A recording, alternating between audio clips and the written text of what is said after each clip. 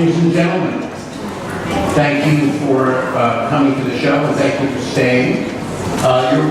You over there, you're completely welcome to move over. But you're happy. You know, our backs are, we're that unattractive that our backs are perfect to move over. Doesn't happen. Ladies and gentlemen, thank you for being here. I want to introduce to you a gentleman to my right, known to many of you. Donald Margulies, it's just, he probably doesn't get tired of it, but one gets, you know, Pulitzer Prize when you play, right? Doesn't get tired of that sobriquet, but it is often precedes his name, deservedly. Donald won Pulitzer Prize for his spectacular play Dinner with Friends many years ago. Also the author of I was living with him. The author of so many wonderful plays, The Lone Family Picnic, Sight Unseen, The Model Apartment, Time Stands Still, Brooklyn Boy. I will put up your most recent play in a second. And currently running on Broadway, Manhattan Theater Club, starring the great live Banner. This is play The Country House, which I'm looking forward to seeing next week. Here it's spectacular, and you should all stop what you're doing after the stage of this discussion, and stop what you're doing and go and buy tickets and go to the Country House in New York at the Manhattan Theater Club. But John, of course, also lives in New Haven.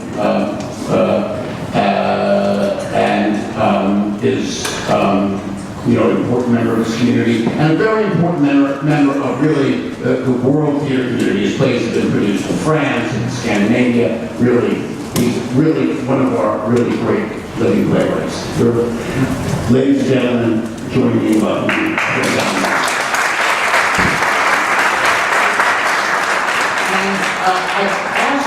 the asked Donald to be here is because Donald wrote an absolutely brilliant introduction. At the request of the Wilder estate, Donald wrote an introduction to the new edition, the Harper edition of Our Town, which is actually for sale in the lobby. And so Donald is a great lover of this play, and are you a likely or an unlikely bedfellow with Thornton Wilder in this play? Well, let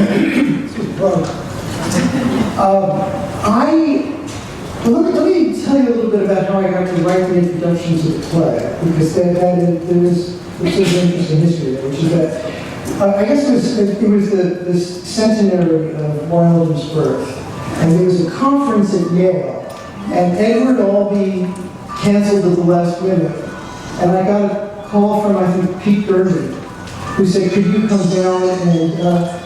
now the cell phones go off. Could you please turn your cell phone off, ma'am? Thank you. Well, it's not off.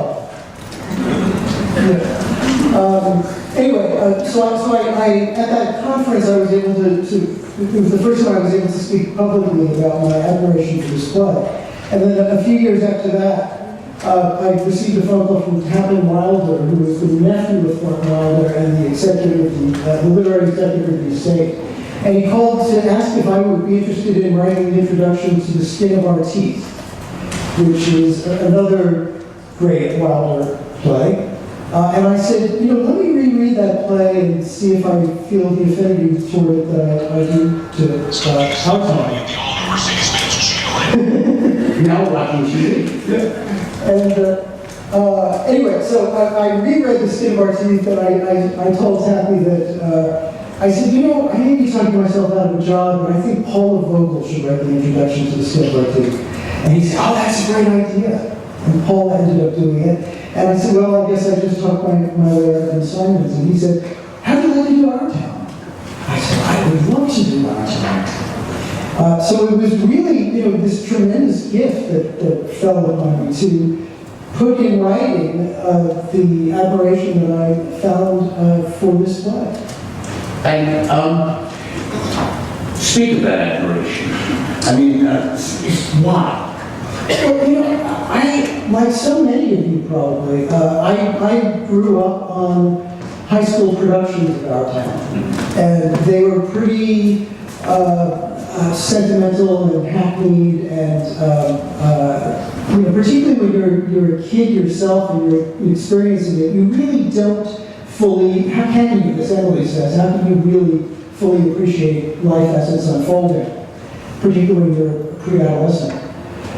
So I think that many people's first exposure to this play has been through amateur theater or readings for English classes when you're supposed to be reading short plays and short novels like The Red Pony by John Steinbeck and all of these great works by great writers that are fed to young people in the hope of introducing them to the great works of American literature.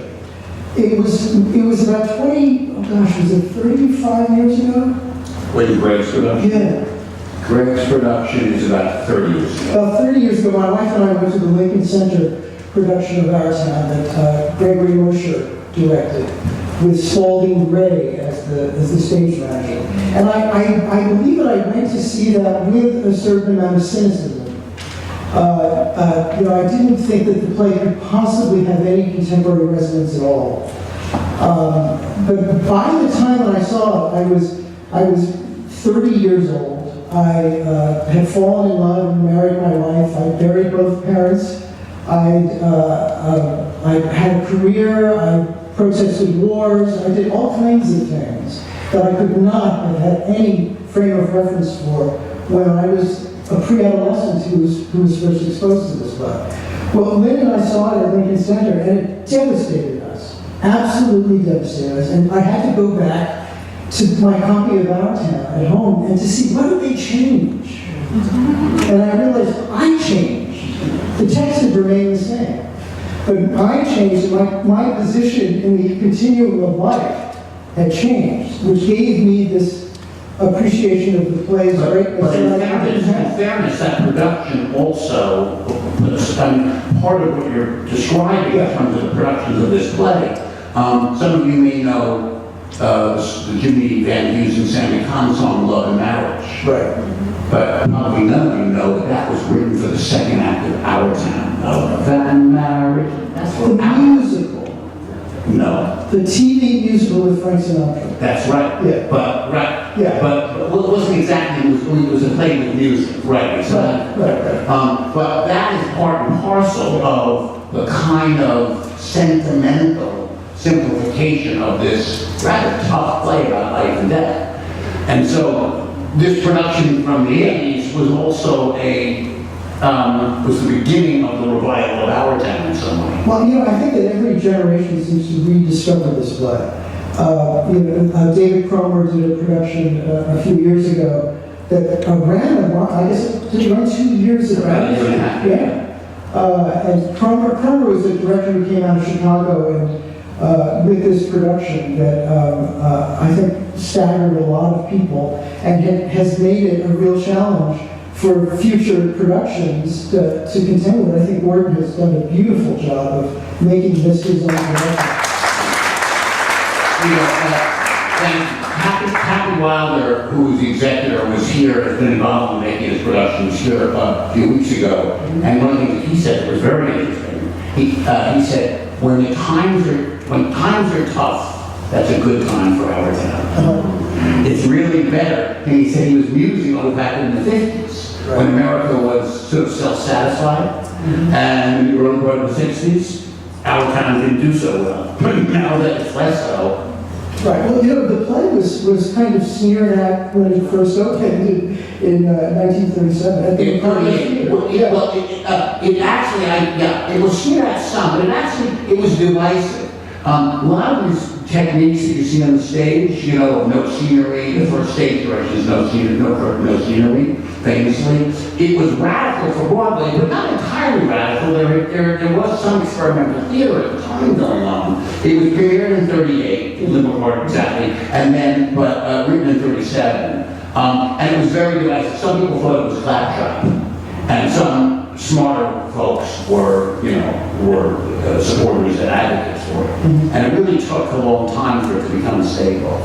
Well, then it toured of the United States. Thornton Wilder himself played the stage manager on occasion, and seemingly every opportunity he played the stage manager. 8 different theaters. Yeah.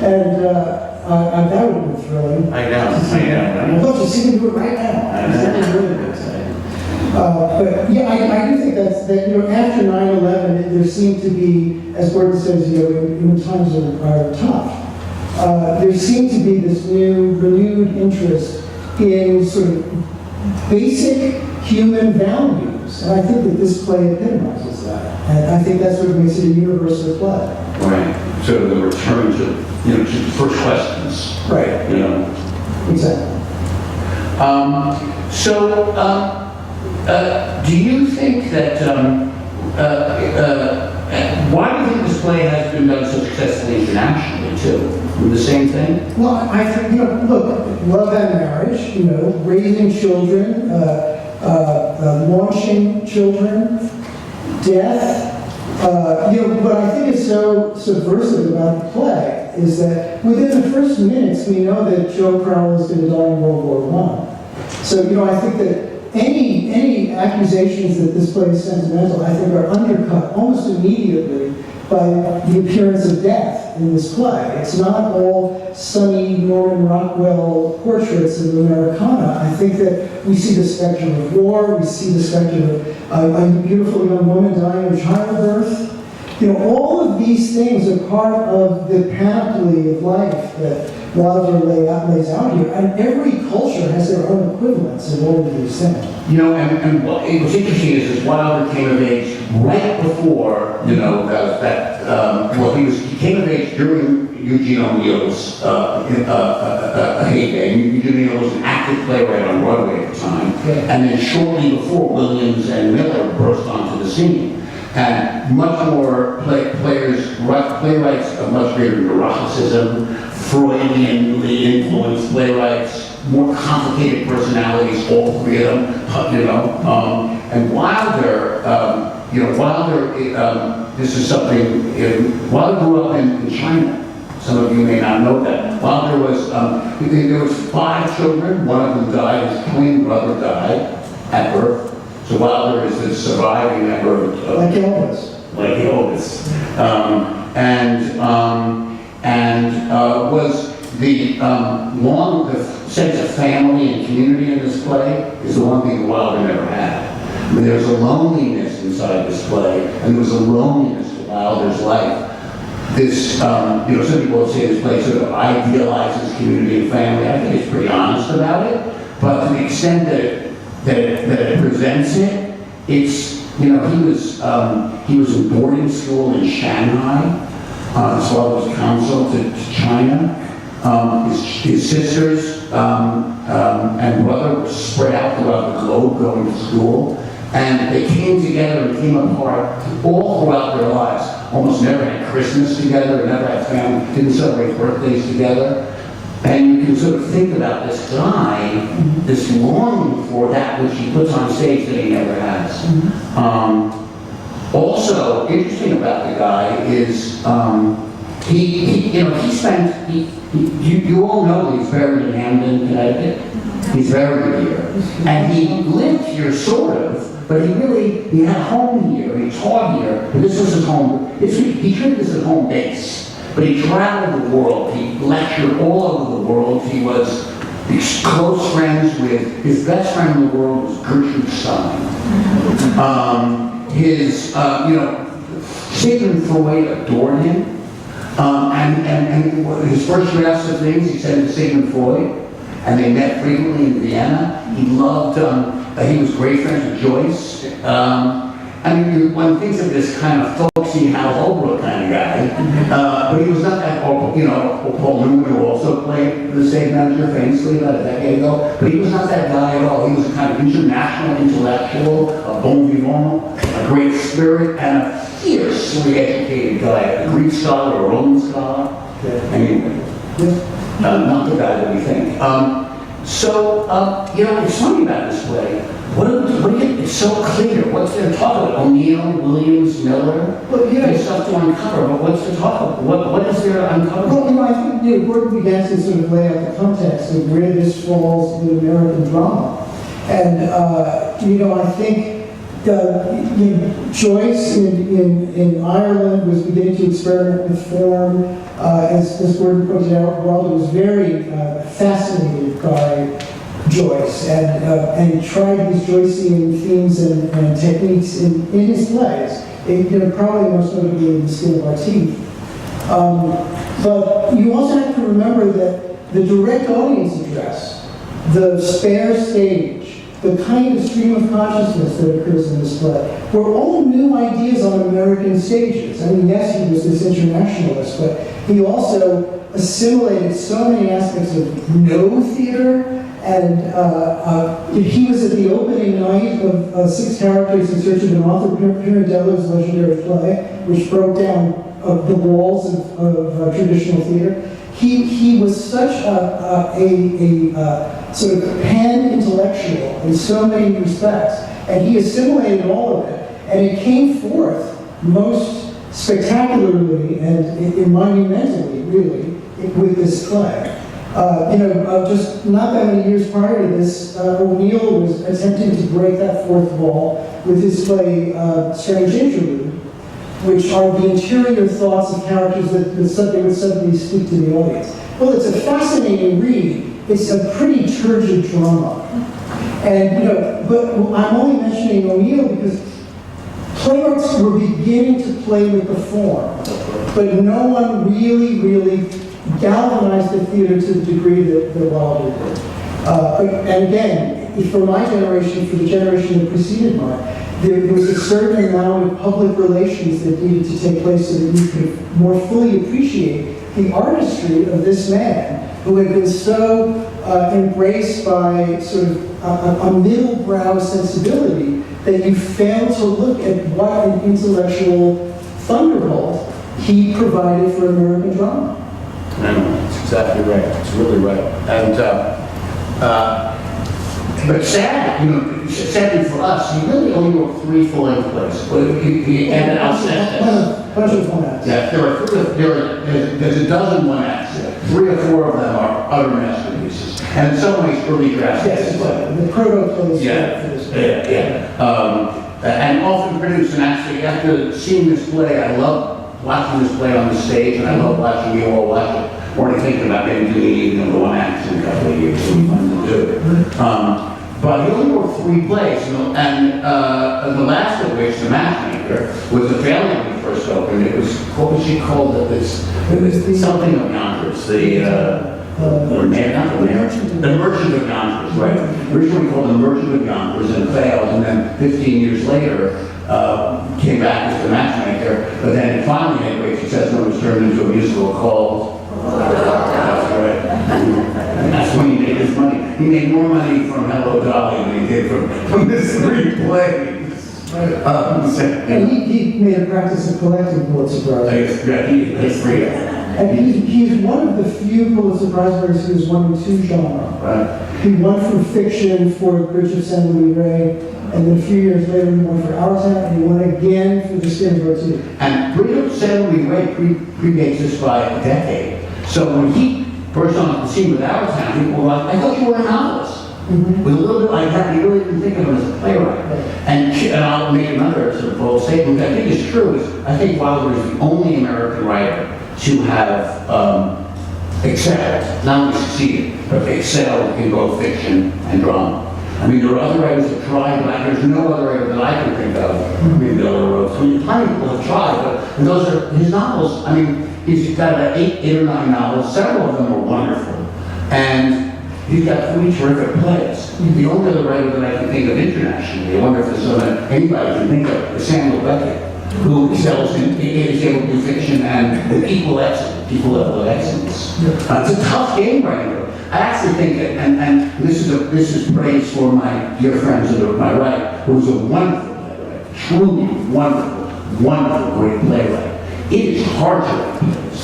Anybody who get calls all the time, my cousin wrote a play, would you mind reading it? I mean, it is the writing plays, in my view, harder than fiction, harder than screenplays, harder than poetry, harder than everything, the most unforgiving of all forms, because it happens in real time on the stage in front of real live people. put it down and pick it up later. You can go to the bathroom, but then you miss 15 minutes. You can't turn back and go around, well, who's married to who back then? You know, you can't, it happens, and unless it compels you every single moment. If I lose you for 10, if we lose you for 10 minutes, we've lost you. But how many sections of play, of novels, you go, okay, let me skip, let me read this fast, let me get into good for it. Plays are the hardest. And that's one of the reasons there actually aren't so many great new plays being written. It is, and because and you don't make all that much money at it. It's the hardest of forms. And Wilder, I guess, you know, it's interesting. That may be why he didn't write more full-length plays. I don't know. But yeah, I mean, that's the irony, of course, is that Hello, Dolly was a huge success, which only happened in the 60s, and he died in about 74. Something like that. So he was able to enjoy real success. You know, the house in Hamden that he built for his sister is on Deepwood Drive in Hamden. And it was, he referred to it as the house the bridge built, because it was built with royalties from the bridge assembly merit. Yes. Some questions? Anyone? Excuse me. I'm having memories of seeing Our Town in other productions, including with Paul Newman and Dan in the Village. When I read the description of this play, for a minute I had some trepidation with the changing of the cast. And I must tell you, I thought it was brilliant. And are you the first one that has done that, or have You you? mean, no, I'm not the first one to say anything.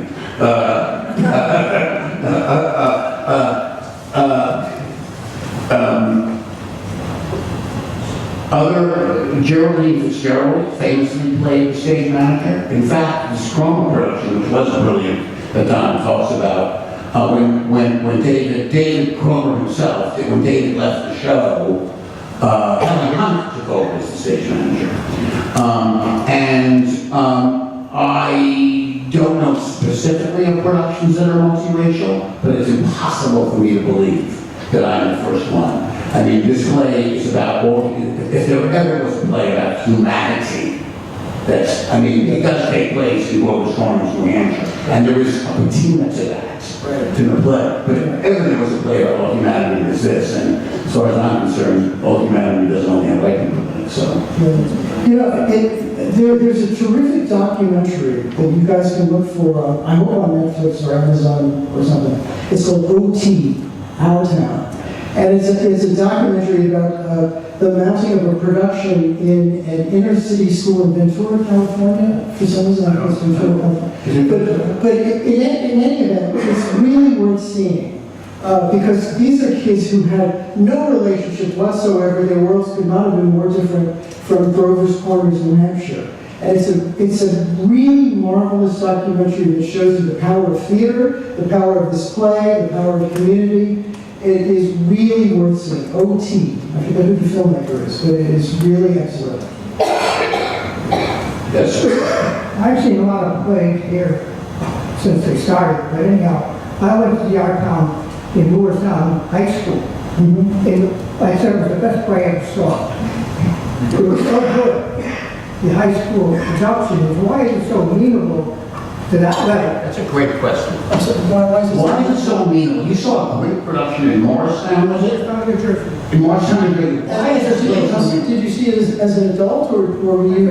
Last year. Oh, just last year. Well, you know, I think it has a lot of characters, and it's very simple to produce. I mean, that's Why is it so powerful? No, I know. But you know, my wife and I attended the Foot School production at Our Town when our son Miles he played Dr. Gibbs, and I would say that every parent in that audience was just totally verklempt. It was devastating. And I think that one of the reasons, if it's an intelligently directed production, by that I mean a production that doesn't pander to the fact that children are doing it, but just sort of respect the integrity of the script and respect and trust the text. And they're not doing anything cute or anything self-referential about it. The text speaks volumes. And I think that you were affected by it because the poetry of it came through without any commentary or postmodernism or irony, and you were able to really appreciate the humanity of the piece. Yeah, some plays, this play operates on several levels, but it operates on a very simple level. The day-to-day, quotidian. It's about getting up, making breakfast, and going to school, and then getting married. Of course, kids understand that too. You understand it from a different perspective when you get older, but everybody understands that. There are certain plays that are sort of actor-proof, director-proof. Not completely so, but Our Town is almost one. It's hard to mess up. Guys and Dolls is another. It's hard to mess it up. Doesn't mean it's the best, even though I do believe Guys and Dolls and Our Town are about the best. But, anyway, next question. I was just wondering, in the beginning, when they introduce it and they say, the Baptist church here and the Methodist church there and the Catholic. Where was the synagogue? That's what I want. There were no Jews at that time? Boston. I'm sorry? There were no Jews that existed at that time? No, the Jews didn't, that's a very interesting question. He spent some time in Peterborough, New Hampshire, which he was sort of loosely basing this play on. If you go to the cemetery in Peterborough, you'll see Gibbs and Webbs and Herseys and a lot of the last names here, about the same names here. He listed off cemetery, at the cemetery. There were, I don't think there were Jews in Peterborough at the time, or any Jews that put them on. And certainly, if there were, they didn't have their own synagogue. I will tell you, I just shared this with you, I probably shouldn't, but I will. In my thinking of this production, as I was obviously trying to be as inclusive, part of the idea was, this is Our Town, so everybody should be represented. I did think of having somebody with a yarmulke on the stage. But I thought it would be fun, it might be funny or cute, so I didn't do it. But maybe there may have been Jews in this production, there were Jews in this production, they just weren't, they didn't advertise themselves, so. Yes, wait, there's a gentleman back there, sorry. Hello, Gordon. Hi. There, how you doing? I wanted to just kind of, you mentioned something about how this place kind of is open. It's not so strict. So on how it goes in as far as the environment, I noticed that when you play runs and I can hear the audience and the actors, that it kind of all comes together. There's one ensemble, and I even say that you had one more cast, and that was I came on the third act, and the baby was in. They be quiet here and there. First, I was like, okay, but it matched exactly what the scene was doing. I said, when you mentioned the baby, I said, wow, I know, right? I know. Just genius. I couldn't decide whether to like it or to be annoyed. As I was listening, it was sort of beautiful. It was eerie because we know how Emily died. Right. So I thought it actually worked. I wish it was, I can't give credit for that. I can't remember any idea. Yes. I sense, first of all, Robert, I sense at the end a note of pessimism. A note of pessimism when Mrs. Gibbs states categorically that people who are alive have the thoughtless notion of a lifespan. You can read that on several levels, but when you're talking about humanity in general, I thought it was more pessimistic than the rest of the play would have suggested. No comment on that now?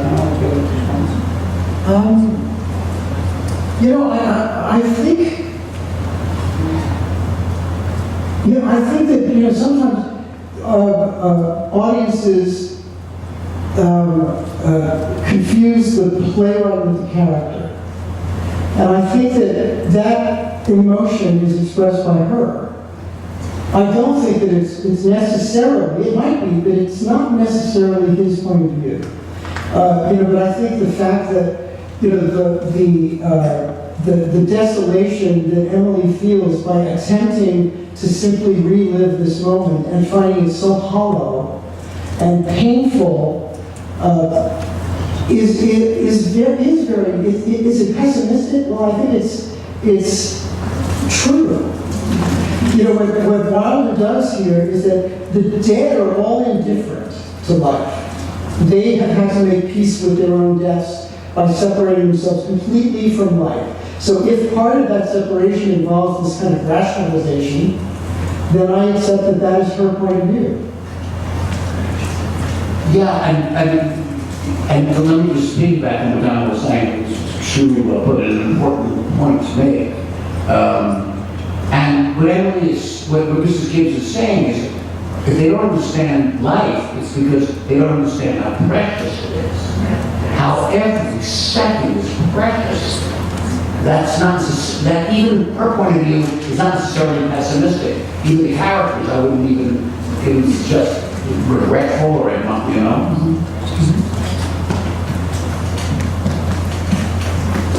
First, I was glad that you posed the question, what changed? Because that was the first question I had. How is this production different from the one that I remember? And am I the only one who thought that? So my first question was, if other than it being multiracial or cross-gender, whatever, if there was anything else that I'm not remembering that changed, that was one thing. Well, first let me say, I love that question because I take that as a compliment. Not one semicolon was changed, not one word. I'm totally a playwright lover. I love playwrights. I'm in awe of what their achievements, and I wouldn't change a thing.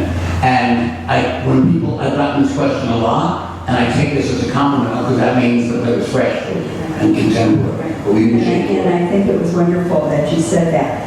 I wonder why the particular year was chosen, or what the meaning was, the years that it represented, which was clearly not Wilder's time period, nor any of the people, why did he choose that time period, do you think? I wonder if you've written on it or if other people have written on it when he talks about 1901, because mostly, maybe it's the influence of the costumes, but I think people are remembering, well, maybe it would be small town in the 30s, 40s, that kind of thing. And the idea that it was taking place at the turn of the century. I think that's a really, really good observation. My hunch is that, very often it is helpful to write about the current condition by setting it in the past.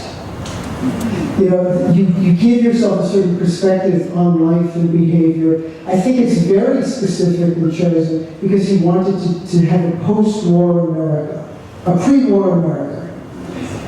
There was no Second World War when he wrote this play. There was the Great War. And it was a devastating event. And I think he wanted to take us back to sort of a more innocent time that was more pure, the essence of small town, home, American life was that much purer before the war, the Great War. So I think he just set it far enough back so that we could look on it with a certain patina of nostalgia, but he was still able to explore the truths of 1937, a pre-war society. Thank you. Yeah.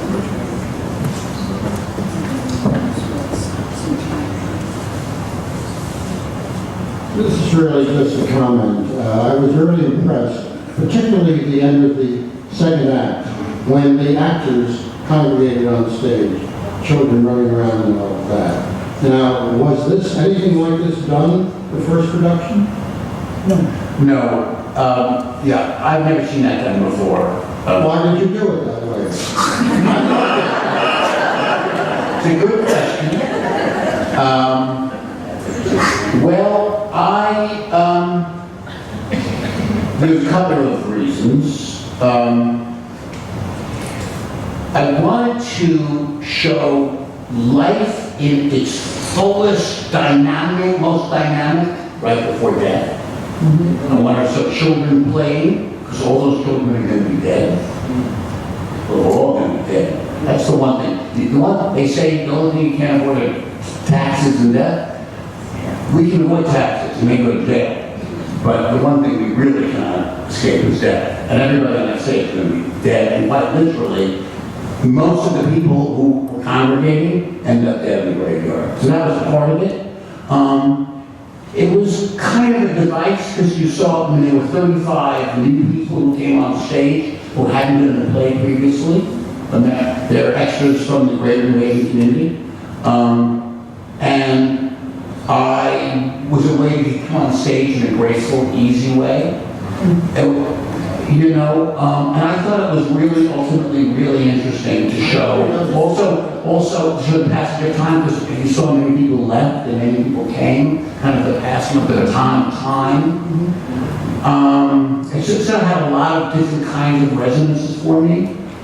Celebration before death, because part of it begins as a kind of post-wedding thing, right? When you're looking at it, you're thinking, well, it's the wedding celebration, and it is sort of. And then suddenly new people come, and does that answer your question? I applaud you for that, actually. Thank you. And that beautiful music played was Steve Reich, great composer, Steve Reich.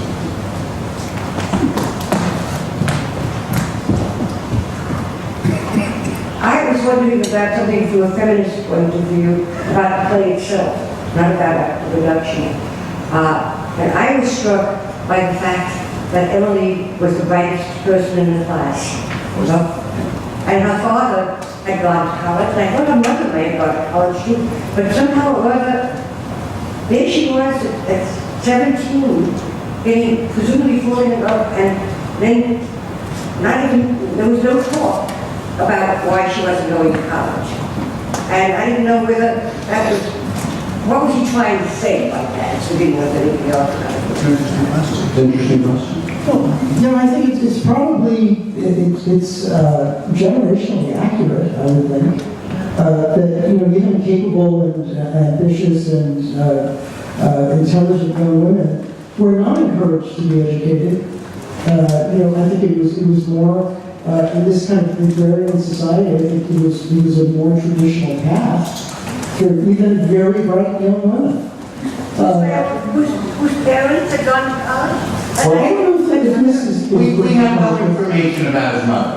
We have information about the father. We don't think the mother went to college. I don't think that is in the text, but the father is educated. I mean, I'm thinking from my own point of view. When I went to law school, nobody went to law school. When you went to law school, you said? When I went to law school Yeah. in 1952. Did they very different time? I was going to law school. Yeah. What made you go to law school? I said, I don't know, I was a music major, I don't know what to do. I don't know. But it never occurred to me not to go to school because other people were doing it. Yeah, but again, I think it was sort of a per family ethos about higher education for young women, and it sounds like you were well raised, is what it sounds like. Right, we have time for maybe one more question or so. There's one gentleman. It's more to Donald than playwriting. As it relates to some of these quintessential plays that transcend time, they generally speak to the human condition, whether it's Chekhov or Death of a Salesman, Glass Manager. How does that influence your perspective as it relates to being a talented playwright moving forward? I think that most artists who are doing their work hopefully well, you absorb as much as you can. You really, whatever work you put forth is really the result of the input of so many influences. So I think it's all part of being a working, living artist who's absorbing moments from this and moments from that, and lessons from that author, or from that painter, or from that filmmaker, or that composer. All of that stuff is part of the stew of being a working artist. I think it's just the way we assimilate the world around us. I can speak because I know that now, and I are also a good friend. He's a voracious reader, goes to the movies, watches TV, and also lives a life as a wife and has raised a child. It's all part of it, isn't it? Yeah. Thank you all so much.